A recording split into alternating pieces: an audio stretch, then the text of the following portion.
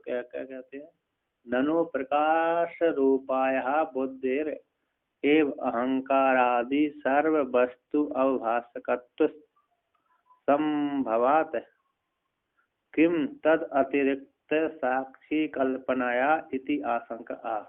पूर्व पक्ष यहाँ पर प्रश्न कर रहा है, प्रकाश रूप बुद्धि है, सभी वस्तुओं को प्रकाशन करने वाली जो बुद्धि है, ऐसे प्रकाश रूप बुद्धि का है, बुद्धि से ही अहंकार कहते बुद्धि का ही अहंकार आदि संपूर्ण वस्तु के अभासकत्व संभव हो जाने से है, प्रकाश रूप बुद्धि से ही अहंकार आदि जो चिदाभास है, चिदाभास जीव, अहंकार आदि संपूर्ण वस्तु के अभासकत्व संभव हो जाने से फिर क्यों उससे अतिरिक्त साक्षी की कल्पना, है ना, क्यों करें, उस बुद्धि से अतिरिक्त साक्षी कल्पना क्यों की जा रही है, क्यों करें साक्षी कल्पना रूप से, क्योंकि अतिरिक्त साक्षी की कल्पना रूप से अतिरिक्त कल्पना अतिरिक्त क्यों माना, इति आशंका कहते हैं।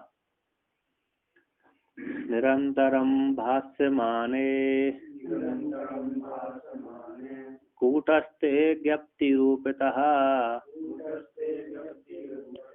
तद्भाषा भाष्यमानेयम् बुद्धिर्नित्यत्यनेकधा। कहते हैं कूटस्थ परमात्मा के निरंतर भाषमाने पर, निरंतर भाषित होने पर, कूटस्थ परमात्मा है भाष निरंतर, जो कूटस्थ परमात्मा निरंतर भाषित होता है तो प्रकाश स्वरूप है, कूटस्थ परमात्मा कहता है प्रकाश स्वरूप, तो निरंतर भासमान होने पर कूटस्थ परमात्मा में तो क्यों है क्यों परमात्मा निरंतर क्यों भाष रहा है, क्योंकि ज्ञप्ति स्वरूपता, तो कूटस्थ परमात्मा कैसा है, ज्ञप्ति स्वरूप होने से निरंतर हमेशा ही भाषित होता रहता है, ज्ञान स्वरूप प्रकाश स्वरूप है, जैसा सूर्य है कैसा है, ज्ञप्ति प्रकाश स्वरूप है, हमेशा जब भी देखो वहां से उससे प्रकाश निकलते ही रहता है, सूर्य से कभी भी अंधकार नहीं निकलता, सूर्य प्रकाशित न हो ऐसी बात नहीं, जैसे चंद्रकांत मणि या तो सूर्यकांत मणि कहीं भी छुपा दो आप उसको, जब भी निकालोगे अंधकार में भी तब भी प्रकाश करेगी, प्रकाश में निकालो तब भी प्रकाश करेगी, जहाँ रहेगी वहां पर प्रकाश करेगी।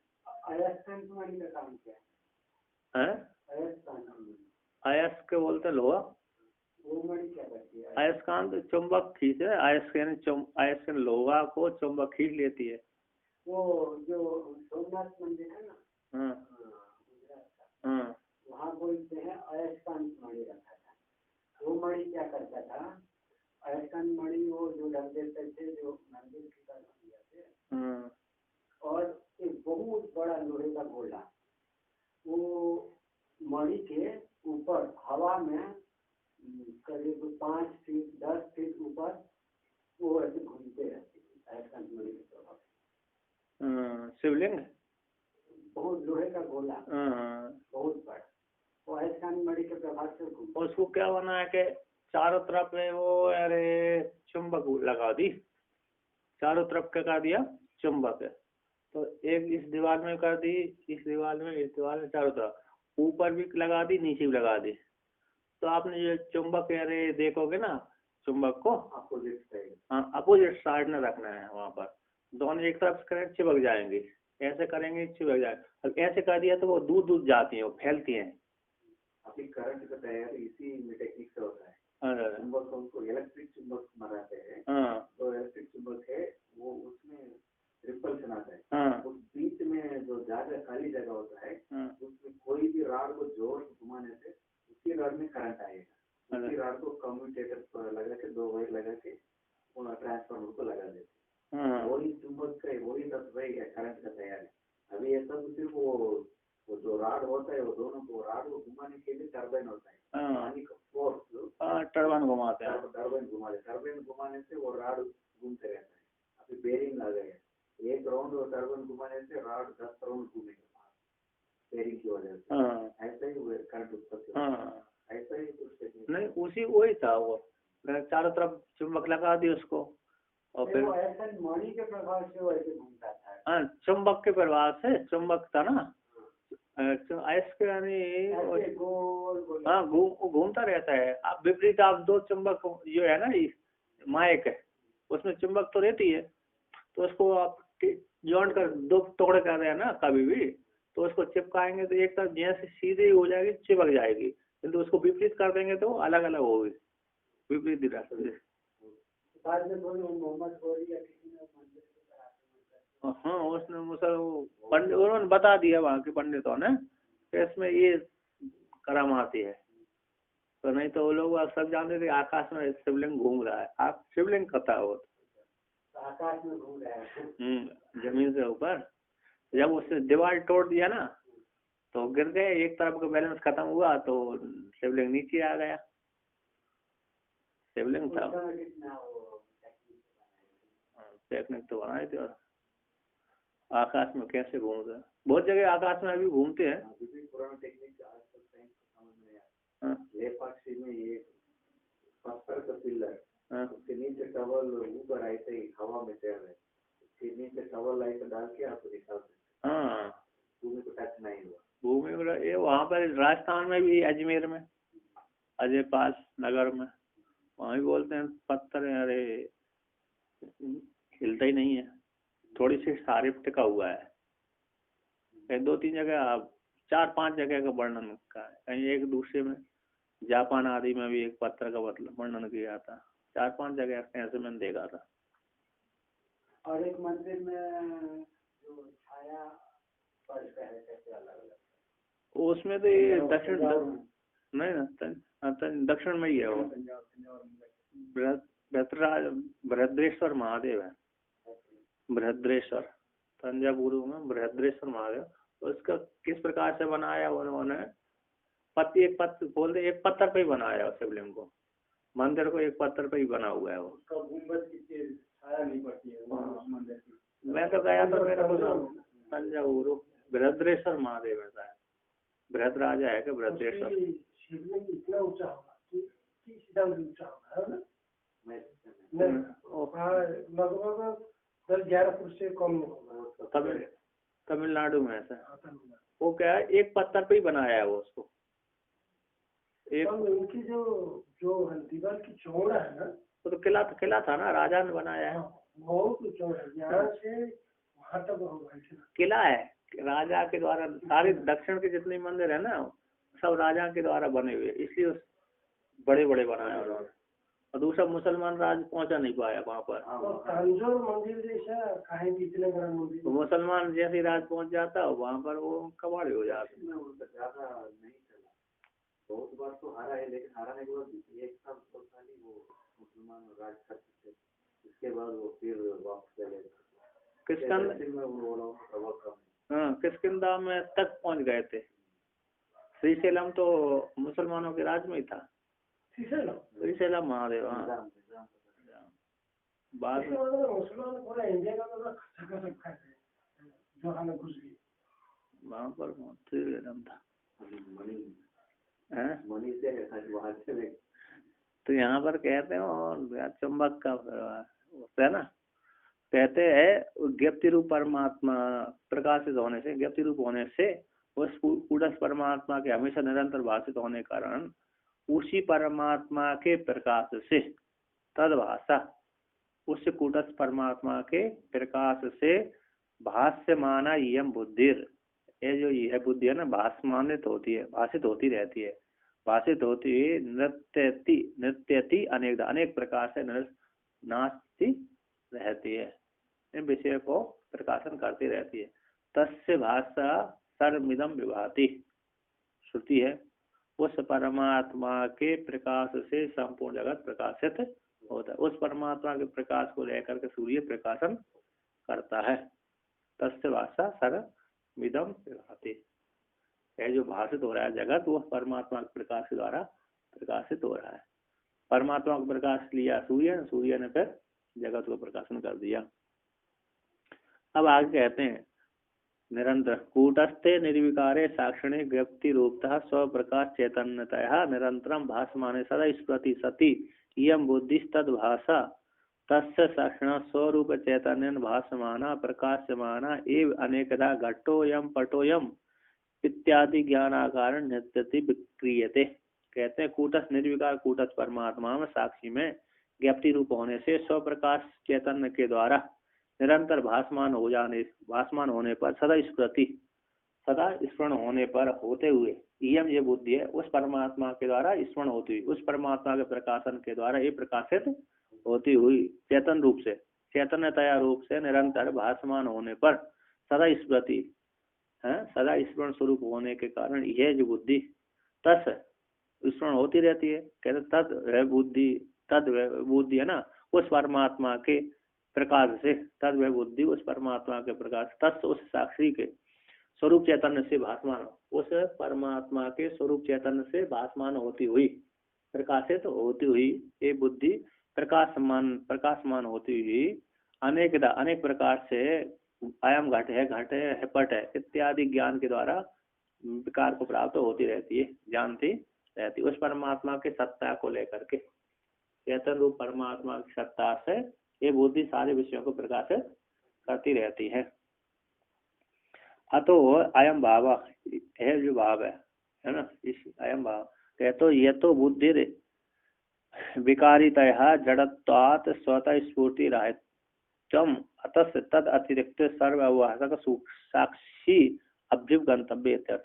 कहते या तो इसी हेतु से बुद्धि उसी परमात्मा को लेकर के समूल जगत को प्रकाश करते, इसलिए बुद्धि कैसी है, विकारी होने से जड़ होने से स्वतः स्फुरण से रहते है, स्फूर्ति से वो रहते हैं, रहते होने के कारण अतः इसी हेतु से तद उसे बुद्धि से अतिरिक्त जो सब संपूर्ण जगत को प्रकाशन अभाषक है परमात्मा साक्षी है उसको स्वीकार कर लेना चाहिए। बुद्धि का वो प्रकाशक है, संपूर्ण जगत को प्रकाशक उसी के प्रकाश से प्रकाशित होता है। कहते हैं उक्त अर्थ को उक्तम अर्थम श्रोति बुद्धि सौकार्य नाटक निरूपयति। उक्त अर्थ को श्रोता की बुद्धि में सुकरता के लिए बैठ जाए है ना, सरलता के लिए सुकर के लिए नाटक के द्वारा निरूपण करते हैं। नाटक दीपाक विवेक प्रकरण को निरूपण करते हैं, है क्या नहीं। तो कहते हैं अहंकार प्रभुषभ्य विषय नर्तकी मति तालाधिधारिण्य साक्ष तालाधिधारिण्य क्षाणे दीपा साक्ष्या वैभाषक। कहते हैं अहंकार प्रभु है, अहंकार जो चिदाभास रूप जी है प्रभु है, ऐसे प्रभु है ना, सभी का स्वामी होता है, प्रभु यानी स्वामी, यानी सभी कैसे जहाँ पर हमने क्या किया, इस महल को बनाया, हमने मनोरंजन करने के लिए एक सभा रखी, तो सभा का एक मुखिया होता है वो जो बुलाए गए हैं वो तो आए है ना, तो उनको कुछ विकार में अभिमान नहीं होता। ऐसे नाटक करने वाले आते हैं ना, वो तो पैसा लेकर चले जाते हैं, तो जो सम्मान के लिए आते हैं उनको सम्मान दे दिया, तो उनको कोई मतलब नहीं, टूटे फूटे इससे कोई मतलब नहीं है ना, वो सम्मान के लिए आया। कहते जो फिर जिसने आयोजन किया है उसको अहंकार होता है, ये ठीक नहीं किया इसने, ये ठीक नहीं किया है ना, बिगड़ा और बना, अरे अच्छा हुआ तो उसको प्रसन्नता होती, खराब होती है तो उसको क्रोध आता है। तो जैसे प्रभु को हानि लाभ होती है, अच्छा बुरा होता है, प्रसन्नता और दुखी आदि होते हैं, तो अहंकार ही प्रभु है। कहते हैं सभ्य विषय, और वहां पर जो उस जहाँ से नृत्यशाला है, नृत्यशाला में जो विषय रखे हैं वो वहां पर शब्द कहलाते हैं। जैसे विषयों, जैसे सभ्य व्यक्ति हैं बुलाए गए हैं नाच देखने के लिए, तो वो नाच देखते रहते हैं, कैसे नाच वो देखते रहते हैं, किंतु नाच देखते वक्त उनको जैसे प्रभु को, ऐसे मुख्य आयोजक को जैसे सुख दुख होता है, अभिमान होता है, ऐसे उन बाहर से देखने आए हुए व्यक्तियों को अभिमान नहीं होता। उनका अच्छा नाच है तो ठीक ठीक भावा कर लेते हैं, लूट लेते हैं, है क्या नहीं, भाव आए वो लूट लेते हैं, मनोरंजन हो जाता है, फिर चले जाते हैं। तो उसी प्रकार नृत्यशाला में सारे विषय रखे हैं, इंद्रियों के जो विषय हैं सारे रखे हुए हैं, उनको भी अहंकार नहीं होता विषयों को, जब तक वो इंद्रियों के साथ प्रभु के साथ नहीं जोड़ेंगे, इंद्रियों के माध्यम से प्रभु के साथ नहीं जोड़ेंगे तब तक उनका कुछ नहीं होगा। अतः विषयों में कुछ अहंकार आदि नहीं होता। अहंकार तो किसमें होता है? प्रभु में होता है, और जो मुख्य आयोजक है उसमें होता है, और मन में होता है। मन बुद्धि चित्त अहंकार में अहंकार होता है। तो वहां पे जो सभ्य बैठे हुए थे, नृत्यशाला में जो बैठे देखने वाले दर्शक थे, वो विषय है। जैसे दर्शकों को कुछ नहीं होता, क्या नहीं होता, सुख दुख आदि वो नहीं, मतलब क्रोध आदि अभिमान नहीं होता, बिगड़ा चाहे कुछ हो। तो उसी प्रकार विषयों को भी अभिमान नहीं होता ज्यादा, बुद्ध अहंकारी के समान। कहते हैं नर्तकी मति ही, जो नाचने वाली है वो मति बुद्धि है। आत्मा तुम गिरजा मति सहचरा, है ना, वहाँ तो उपासना है। ये तो आत्मा तुम हो, ये महादेव तुम आत्मा हो, और जो बुद्धि है वो तुम्हारी पत्नी है, हमारी जो बुद्धि है वो तुम्हारी पत्नी। आत्मा तुम गिरजा मति सहचरा, सह सांस सांस चलने वाली, सांस सांस चलने वाले जो प्राण है हमारे, वो आपके सहचर है, आगे पीछे घूमने वाले, है ना। एक राजा के पीछे घूमने थे। आत्मा तुम गिरजा मति सहचरा प्राण शरीरम ग्रहम, और आपको रहने का निवास ये शरीर है। पूजाते विषयों को भोग रचना, जो आपकी पूजा है, हमें जो विषयों को भोग कर रहा हूँ वही आपकी पूजा है। पूजाते विषयों भोग रचना निद्रा समाधि स्थिति, मैं जो सो रहा हूँ वही आपकी समाधि लग रही है ना, निद्रा समाधि स्थिति। संचार पदयो प्रदक्षिण विधि स्तोत्राणि सर्वग्र, जो मैं घूमता रहता हूँ इधर उधर देखने के लिए जाता रहता हूँ, वो आपकी परिक्रमा हो रही है। और जो मैं एक दूसरे से वार्तालाप करता हूँ वो आपकी स्तुति है। संचार पदयो प्रदक्षिण विधि स्तोत्राणि सर्वग्र, यदि यद कर्म करो तत् अखिलम संभवतवारात्म। हे महादेव, जो जो मेरे कर्म हो रहे हैं अपने आप हो रहे हैं तो मैं कर रहा हूँ, वो सारे हे महादेव आपके श्री चरणों में अर्पण हो। कर्नाटक में लिंगायतों तो यही तत्व है। अच्छा, शरीर ही देवुल है, मतलब देवालय। और काम करना ही कैलाश है। काम करने में शिव का पूजा हो जाएगा, सब शरीर में ही हो जाएगा। परोपकार करते रहो, सब अंतःकरण शुद्धि होके आपको सब कुछ मिल जाएगा। पूजा ही है हर काम।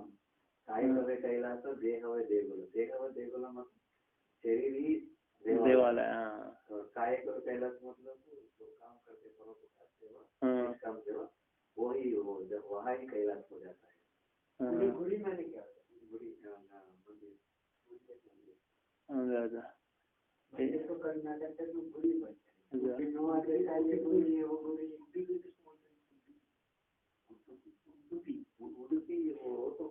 जगह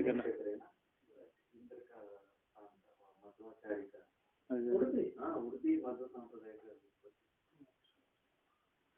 लेकिन वहाँ साउथ में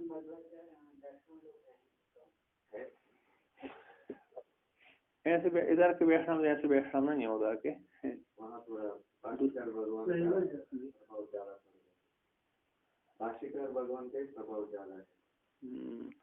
एक मैं क्या सोच रहा था, तो ये कहना शरीर है, तो नर्तकी क्या हो गई, और बुद्धि होगी, मति हो गई, मति।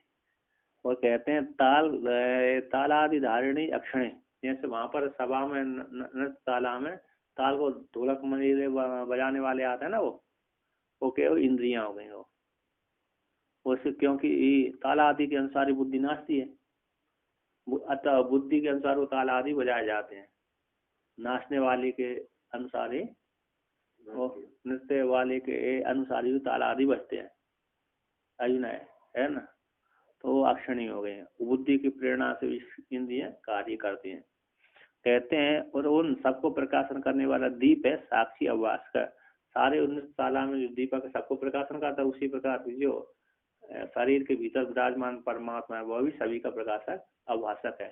तो दीप के सादृश है उसमें, है दीप के समान साक्षी में अवभाषक है। जैसे दीपक ताला में रखा रहता है, सभी को प्रकाशन करता है, अहंकारी को प्रकाशन करता है, स्वामी को, विषयों को, सभ्य को, नर्तकी को और तालधारी आदि को, जितने पदार्थ वहां पर ताला में रहते हैं सबको प्रकाशन करता है।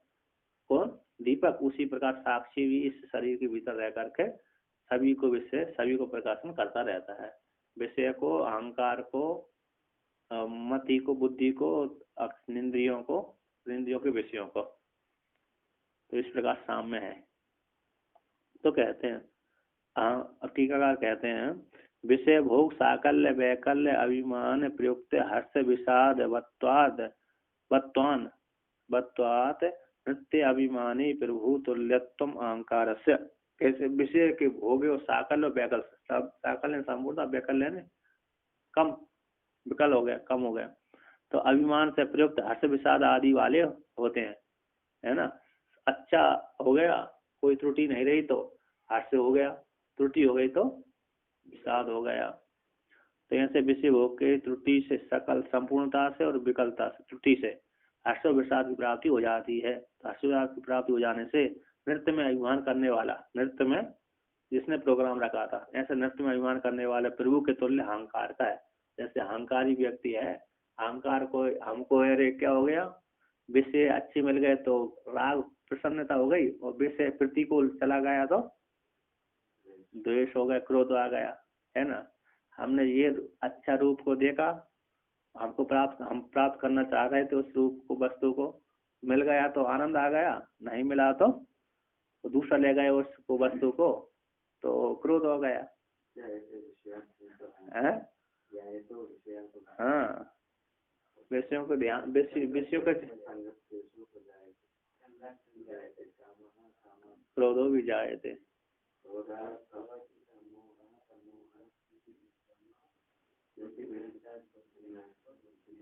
प्रणश्यति, ऐसा है। तो यहाँ पर कहते हैं प्रभु के अहंकार हो गया है ना, जैसे अहंकार होता है, अहंकार समय हमको वस्तु मिल गई तो प्रसन्नता हो गई, वस्तु नहीं मिली तो क्रोध हो गया। तो तुल्य अहंकार प्रभु, जैसे उसको प्रभु नृत्यशाला वाले जिसने आयोजन किया उसमें और अहंकार में तुल्यत्व है, समानता है। अब आगे कहते हैं परिसरवर्तित्वे विषयाणाम तद रहित्यात् सभ्य पुरुष साम्यम। परिसर में बैठे हुए है ना, परिसर में, वहां पर नृत्यशाला में परिसर में विद्यमान होने पर भी विषय विद्यमान है, वहां पर परिसर में सारे व्यक्ति बैठे रहते हैं। तो उन जैसे जिस प्रकार से जो अहंकारी प्रभु को, स्वामी को जैसा अभिमान होता है, जैसे जिसने आयोजन किया जैसे उसको अभिमान होता है, उस प्रकार के परिसर में आए वो देख दर्शक गण जो थे, परिसर में बैठे हुए दर्शक गण, उनको ऐसा अभिमान नहीं होता।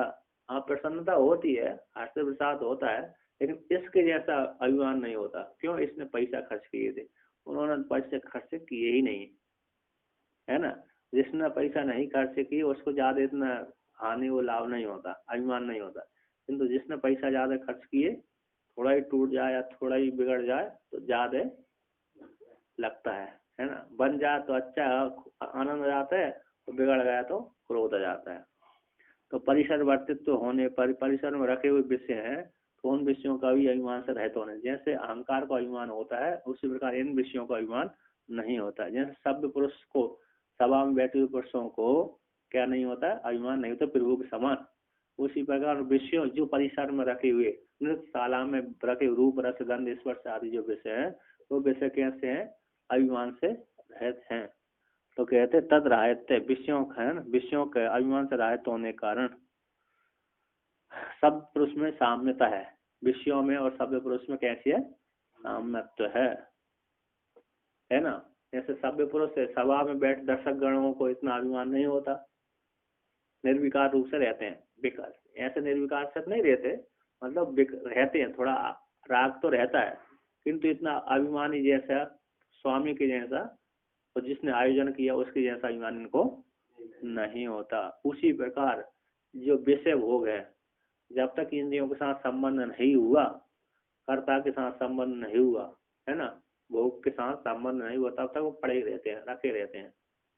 तो इसी दोनों में साम्यत्व है। अब कहते हैं नाना विध विकारवत्वात् नर्तकी साम्यम दिशा, कहता नाना प्रकार के विकारों को उत्पन्न करने वाली होने से नर्तकी में बुद्धि का साम्यत्व है, बुद्धि का साम्यत्व नर्तकी के साथ समानता है।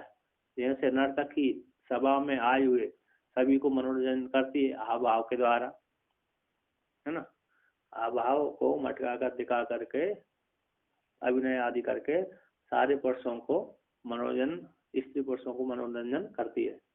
उसी प्रकार ये बुद्धि भी सारे विषयों भोगों को लेकर के रूप रस गंध स्पर्श आदि को लेकर के किसको, अहंकारी प्रभु को दे देती है, यानी सारे विषयों को प्रकाशन कर देती है। नाना प्रकार के विकार वाली उत्पन्न कर देती है, विषय कर देती है। नाना प्रकार के विषयों के साथ संबंध हो जाने से बुद्धि के साथ इस नर्तक की साम्यता है।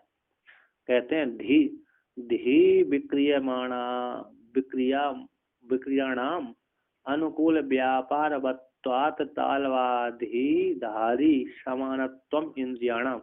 इंद्रियों का धी के जो विक्रिया है, धी बुद्धि की विक्रियों का, विकारों का, विक्रियमाणों का अनुकूल व्यापार वाला होने से, जैसे जैसे जैसे बुद्धि है ना, जैसे जैसे विकार को प्राप्त करेगी उसी के अनुसार इंद्रिय आदि क्या करते हैं, विषय भोग को जाते हैं। कहते हैं धी विक्रियों का अनुकूल व्यापार वाला होने से, जैसे तालवाद, जैसे नाचने वाली जो है ना नर्तकी, जैसे जैसे नाचती उसी प्रकार वो ताल आदि बजाते हैं, उसी प्रकार बुद्धि के जैसे विकारों का अनुकूल व्यापार वाला ये इंद्रिय होती हैं। तो तालवादी धारित्व में समानता है इंद्रियों का। इंद्रियां भी अपनी बुद्धि के अनुसार प्रेरण कार्य करते हैं और तालवादी भी नर्तकी के साथ समान, नर्तकी के इशारे से वो बजाते हैं। यदि उन्होंने नर्तकी के अनुसार नहीं बजाया तो नर्तकी इधर नाचे तो उसका नाच ही हो जाएगा, भंग हो जाएगा, है कि नहीं, वो नहीं नाच पाएगी। उसने बीच बीच में बिगाड़ दिया बजाने वाले ने, तो क्या कर देते, नर्तकी का नाच ही भंग हो जाता, उसको मन ही नहीं लगेगा। तो कहते हैं तो विक्रियमाण अनुकूल व्यापार वक्त होने से तालवादिधारी में इंद्रियों का समानता है। अब आगे कहते हैं एतत् सर्व अवभाषकत्वात् साक्षिण दीप सादृश्यम इति दृष्टव्यम। एतत् इस प्रकार से संपूर्ण विषयों का भाषक होने से साक्षी परमात्मा का दीप के सादृश्य जान लेना चाहिए। जैसे दीपक सभा नृत्यशाला में सारे विषयों को प्रकाशन करता रहता है, नर्तकी को है, शब्द पुरुषों को है, रूप है, विषयों को, उसी प्रकार चेतन परमात्मा भी अहंकार को भी प्रकाशन करता है, बुद्धि को भी, बुद्धि के विषयों को भी, शरीर आदि को और विषयों को भी प्रकाशन करता है। समानता दोनों में समानता ही है। अब आप कहते हैं ननु साक्षिणो अहंकार आदि अभाषकत्वे तेन तेन संबंध अपगम आगम रूप विकारवत्वम स्यादिति आशंका। कहते हैं पूर्व पक्ष कह रहे साक्षिणों अभी, साक्षी का भी अहंकार आदि का, साक्षी अहंकार आदि का भाषक मान लेने पर, अर्थात साक्षी सभी का प्रकाशक है, अहंकार आदि का भी अवहसत साक्षी को मान लिए जाने पर कहते तेन तेन उस साक्षी के द्वारा उसके साथ संबंध हो जाने से, अहंकार विषय आदि के साथ संबंध हो जाने से संबंध के अपगम, यानी संबंध का अपगम और आगम, अपगम यानी वियोग और आगम यानी योग रूप, कहते हैं तेन उस साक्षी के द्वारा उसके साथ अभाषित होने से संबंध के वियोग और योग के विकारवत्व की प्राप्ति हो जाएगी। जैसे चिदाभास जिसके साथ संबंध रखता है उसी के संग वाला हो जाता है।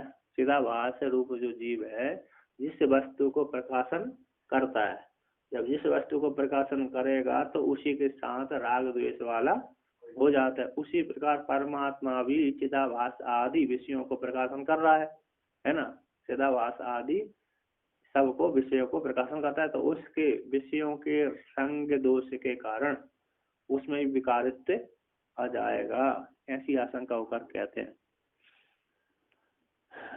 स्वस्थान संस्थितो दीपः सर्वतो भासेद यथा स्थिर स्थायी तथा साक्षी बहिरंतः प्रकाशित।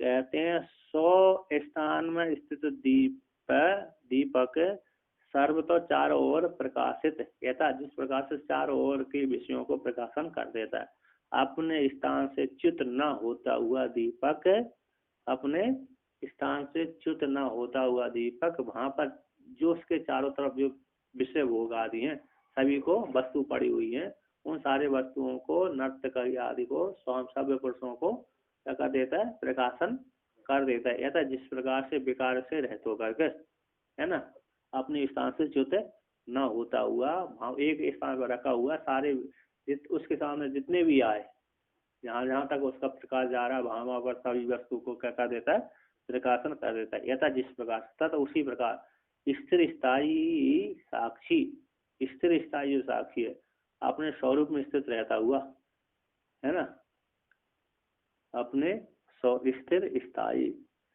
स्थिर स्थिरश्च असौ स्थायी च, स्थिरश्च असौ स्थायी इति स्थिर स्थायी कर्मधारय समास, है ना, स्थिर स्थायी रहता हुआ।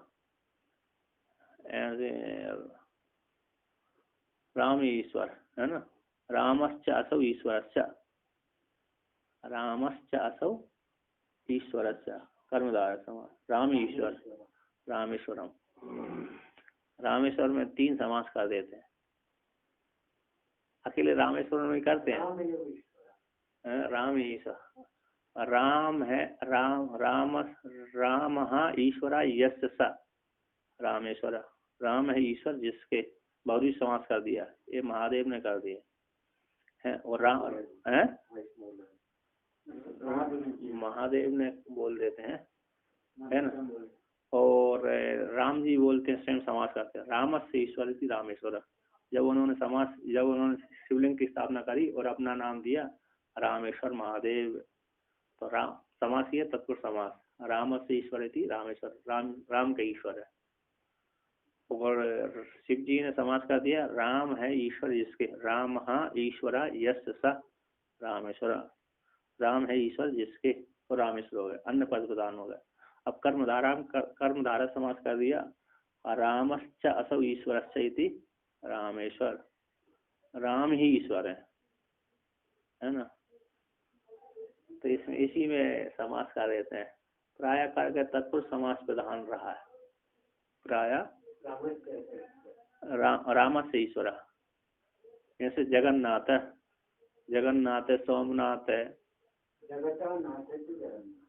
जगत जगतः नाथ, जगत के नाथ, जगतः नाथ है ना, ज्यादातर षष्ठी तत्पुरुष समास ही हुआ है, वहां पर कर दिया उन्होंने विशेष है कि नहीं।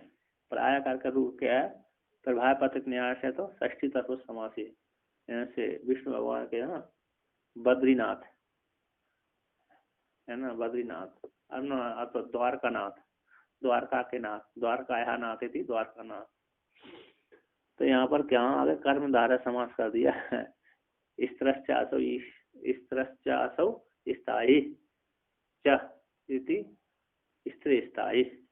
ऐसे स्त्री स्थायी परमात्मा है, साक्षी है, वह साक्षी परमात्मा बाहर और भीतर के विषयों को प्रकाशन करता रहता है, वो भी उपाधि को लेकर, बुद्धि को लेकर के, नहीं तो हमेशा वो तो प्रकाश ना बाहर है ना भीतर, सभी जगह व्याप्त है। कहते टीकाकार कहते हैं, दीपो यतः गमनादि विकार शून्य स्वदेशे अवस्थिते एव सन सन्निहित अखिल पदार्थान अवभासयति एवं साक्षी अभी इति भावा। ऐसे दीपक गमन आदि विकार से शून्य होता हुआ, स्वदेश में अवस्थित रहता हुआ, स्वसन्निहित उसके दीपक के नजदीक में रखे हुए जितने भी अखिल पदार्थ है, संपूर्ण पदार्थ, उन संपूर्ण पदार्थों को प्रकाशन करता रहता है। इस प्रकार से, एवं इस प्रकार से साक्षी भी उसी प्रकार से जान लेना चाहिए। जो साक्षी के समीप है, अंतःकरण है, मन है, मन बुद्धि चित्त अहंकार और विषय इंद्रिय आदि सबको, इंद्रियों को और इंद्रियों के विषयों को सबको प्रकाशन करता रहता है। अब आगे कहते हैं ननु साक्षिणो अंतर बहिरंतर अवभाषित्व अविधानम अनुपन्नम अपूर्वम अनुपरम अनंतरम अबाह्यम इति श्रुत्या तस्य बाह्यांतर विभाग अविभाग अविधानाद बाह्यांतर विभाग अभाव अविधानाद इति आशंका। कहते पूर्व पक्षी यहाँ पर कहते साक्षी का बाहर भीतर अभासत्व का कथन करना ठीक नहीं है।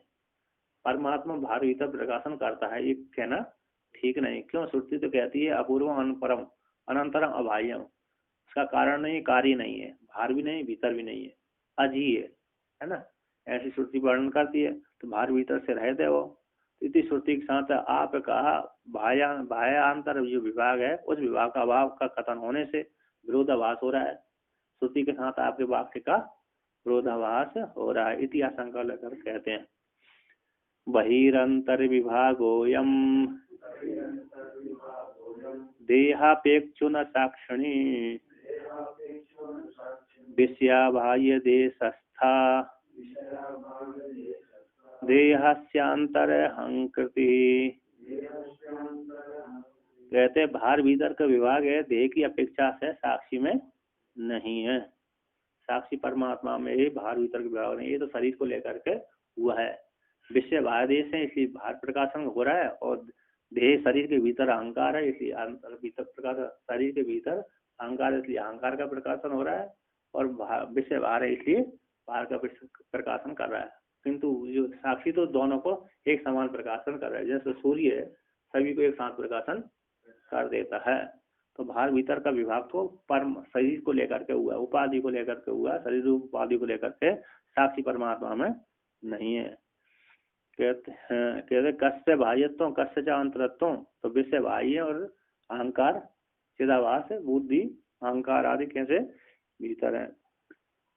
तो कहते ननु स्थिर स्थायीतया तथा साक्षी बहिरंतर प्रकाशेत इति अविकारिण सतो बहिरंतर अभाषकत्व अभाषक उक्तिर अयुक्त इति अयुक्त अहम घटम पश्यामि इति अत्र अहमिति अनंतर अंतर अहंकार साक्षीतया प्रथम तो भाषकस्य अनंतरम घटम पश्यामि इति घटाकार वृत्ति स्फुरण रूपेण बहिर्निर्गमन अनुभवात इति आशंका। पूर्व पक्ष यहाँ पर कह रहे स्थिर स्थायी स्थिर स्थायी रह करके परमात्मा सबको प्रकाशन करता है तथा साक्षी बाहर भीतर प्रकाशन करता है। यदि आपने जो कहा गया है यहाँ पर परमात्मा अविकारी परमात्मा होता हुआ अविकारी परमात्मा का बाहर भीतर अभास्कत्व है, बाहर भीतर का प्रकाशन है, बट ठीक नहीं है, एक साथ प्रकाशन करता है, कहना ठीक नहीं। क्यों? हम घटम पश्यामि इति अत्र, यहाँ पर सबसे पहले हम इति भीतर अहंकार का साक्षी तय रूप से प्रथम भाषक है, उसका सबसे पहले अहंकार को प्रकाशन करता है परमात्मा, है ना। पर वहां से सबसे पहले अहंकार को मैं हम है ना, हम तो सबसे मैं हूँ, तो मैं का प्रकाशन कर रहा है अहंकार परमात्मा किसका प्रकाशन कर रहा है? सबसे पहले हम का अहंकार का प्रकाशन कर रहा है। तो अहंकार का भीतर अहंकार का साक्षीता रूप से प्रथम तो प्रथम प्रकाशन करके भाषक परमात्मा का अनंतर घटम पश्यामी, मैं घट को जानता हूँ, फिर विषय को प्रकाशन करता है ना। इति पश्यामी इति घटाकार वृत्ति स्फुरण रूप से बाहर निर्गमन को, उसको निर्गमन का अनुभव होने से पहले बाहर को आपने तो कह रहे स्थिर स्थायी रहता हुआ, स्थिर स्थायी रहता हुआ, स्थिर है स्थायी है ना। इस प्रकार से सभी को एक साथ प्रकाशन कर देता, किंतु पहले तो सीधा बात को प्रकाशन करा, फिर बाहर को वृत्तियों के द्वारा बाहर विषय घटाकार आदि वृत्तियों के माध्यम से विषय देश को जा रहा है। मैं देख रहा हूँ, घट को जान रहा हूँ, तो घट को जान रहा हूँ तो पहले अंदर को जाना, मैं के द्वारा हम हूँ, हम अस्मि, इसके द्वारा मैं अपने को जाना, मैं को प्रकाशन किया, फिर हम घटम पश्यामि, मैंने घट को जाना, देखा, इस प्रकार क्रम हो रहा है, बाहर भीतर जा रहा है। तो आप तो कह रहे एक स्थिर स्थायी रहता है, एक साथ प्रकाशन कर देता है, ये ठीक है, कहना आपका ठीक नहीं हुआ। तो कहते हैं यहाँ पर अंतस्थि सही बाक्षेर बहिर्याति ही पुनः पुनः भाष्य बुद्धिस्त चांचल्यम साक्षिण्यारोप्यते व्रता। कहते हैं अंतस्थि सहाय अक्षर बहिर्याति पुनः पुनः, जो भीतर शरीर के भीतर अंतःकरण में स्थित जो धी है, अंतःकरण जो धी है, सब है, धी के साथ अक्षों धी है, इंद्रियों के साथ साथ बाहर विषय को विषय करने के लिए बार बार आती जाती रहती है। अंतस्थ जो धी है इंद्रियों के द्वारा, इंद्रियों के साथ ही बाहर भीतर बाहर पुनः विषयों को विषय करने के लिए, विषयों को सेवन करने के लिए, विषय करने के लिए बाहर भीतर बाहर आती रहती है। तो बुद्धि में चंचलता है। किसमें चंचलता है? बाहर भीतर आना बुद्धि में। कहते हैं भाष्य बुद्धिस्त, साक्षी के द्वारा भाष्य बुद्धि का, साक्षी के द्वारा भाष्य बुद्धिस्त का जो चांचल्य है, साक्षी के द्वारा प्रकाशन होने वाली जो बुद्धि है, ऐसी बुद्धि में जो चंचलता बैठी हुई है, कुछ चंचलता को साक्षी में आरोपण वृत्ता ही आरोपण कर देती है। अतः साक्षी में आरोपण हो जाता है। काम दूसरे ने किया और आरोप दूसरे पे लगा दिया। चोरी तो इसने करी, लगा दी किसमें? इस पे लगा दिया। तो चंचलता किसमें है? बुद्धि में। और आरोप किसमें कर दिया? साक्षी में कर दिया। तो इसी को लेकर कहते हैं यहाँ पर पंचदशी आकार कर रहे हैं, जो झूठा आरोप लगाया था कूटस्थ में, तो झूठा जब आरोप लगाया है तो कूटस्थ से फिर वो चिदाभास माफी मांगता है, मैंने आप में गलत आरोप लगाया, अब मेरे को क्षमा करिए, क्षमा करिए, क्षमा करिए, है क्या नहीं? जब क्षमा कर देता तो ज्ञान हो जाता है। कूटस्थ क्षमा कर देता है वेदांत श्रवण करते समय, तो है ना, चिदाभास ने वेदांत पढ़ लिया, वेदांत पढ़ते क्षमा मांगता है, निर्देशन करता है, तो कूटस्थ क्षमा कर देता तो मुक्त हो जाता है। तो यहाँ पर मिथ्या किसकी चंचलता? बुद्धि रूप चिदाभास जो बुद्धि है, चिदाभास है ना, बुद्धि है, वो बुद्धि की चंचलता साक्षी में आरोपण कर दे, व्यर्थ ही आरोपण हो जाता है, झूठा आरोप लगा दे। कहते दृष्ट ग्राहकत्वेन देहांतर अवस्थित बुद्धि रूपादि ग्रहणाय चक्षुरादि द्वारा भूयो भूयो निर्गच्छन्ति तथा च तन्निष्ठम चांचल्यम तद्भासके साक्षिणी आरोप्यते अतो न वास्तवम साक्षिणी चांचल्यम इति भावा।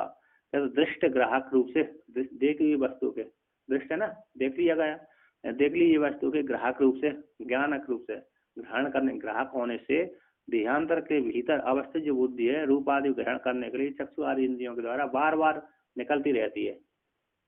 देखी हुई वस्तुओं को, नहीं देखी हुई वस्तुओं को ग्राहक रूप से, है ना, देखी हुई वस्तु को भी निकलने के लिए बाहर जाने के लिए जाती है और नहीं देखी उनको भी जाती है। हाँ, सुन लिया किसी की बात, है ना, पीछे से तो सुन लिया तो देखने के लिए जाते हैं।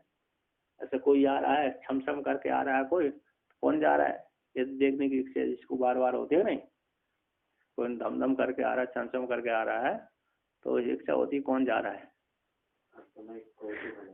कौतूहल लगा ही देता है, कौन निकल रहा कौन नहीं निकल रहा।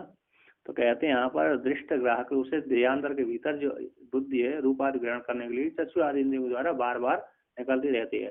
तथा च तन्निष्ठ और बुद्धि निष्ठ जो चांचल्य है तद बुद्धि को प्रकाशक चेतन परमात्मा में आरोप्यते, है ना, तद भाषक में बुद्धि को प्रकाशन जो साक्षी परमात्मा है, ऐसे साक्षी में वो बुद्धि उस चांचल बुद्धि की चांचलता है उस चेतन परमात्मा में कूटस्थ साक्षी में आरोपण कर देती है। अतः इसलिए जो चांचलता है वो कूटस्थ परमात्मा में नहीं है, न वास्तव साक्षिणी में पारमार्थिक रूप से साक्षी परमात्मा का चांचल्यत्व नहीं है। किसका चांचल्यत्व है? वो चंचलता, बाहर भीतर आना जाना, ये बुद्धि का खेल है ना, बाहर भीतर आना जाना ये बुद्धि का खेल, कूटस्थ परमात्मा का नहीं है।